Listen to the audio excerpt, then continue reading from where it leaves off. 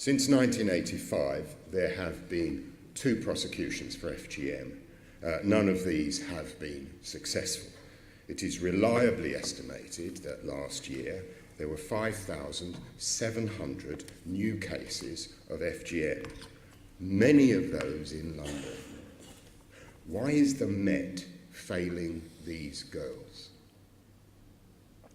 Well, I know you know a lot about this subject. We are all committed to reducing the prevalence of FGM as it affects London's young people.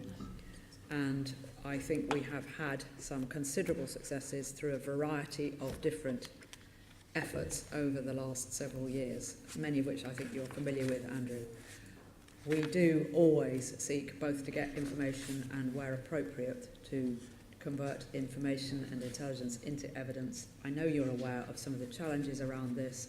I am confident that in the next year or so we are very likely to have further charges in relation to this, but I don't think, given the nature of the problem, that we are likely to have in the short to medium term very large numbers of charges in relation to this. Because it's so difficult. I know you know the details. I know you know the background. Perhaps not here, Commissioner, but you have got to explain to me somehow how you can fail to establish in 5,700 cases that there wasn't a lack of duty of care by some parents along the way, and that would not attract some kind of criminal prosecution. 5,700 cases. We're not talking about a small number. And in each of those cases, somebody has failed that young person, either their guardian or their parents. I fail to understand how it is we can't then use that as the basis for a prosecution. So what I would say to you is that it is not for the want of trying. I have very committed people. We have lots of skills. We have lots of effort around this. And indeed, we have had, as you may know, some charges.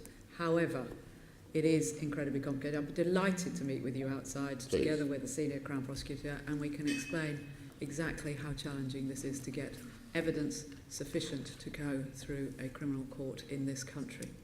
And if I could, as part of the conversation you have with the Commissioner, I mean, I've just got my briefing, just so you know, you may not know, but last year 24 cases were referred by the police to the CPS, and for a variety of reasons, which you can discuss offline, none were proceeded with. So I know previously you've raised the issue, are there, inverted commas, cultural reasons why the police and others aren't proceeding? I don't think that's the case, but there's something going on in relation to either the evidence base or underreporting or confidence.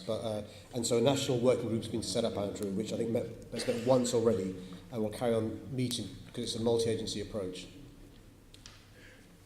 Thank you for that. And I look forward to talking to you about this in some detail at a later time.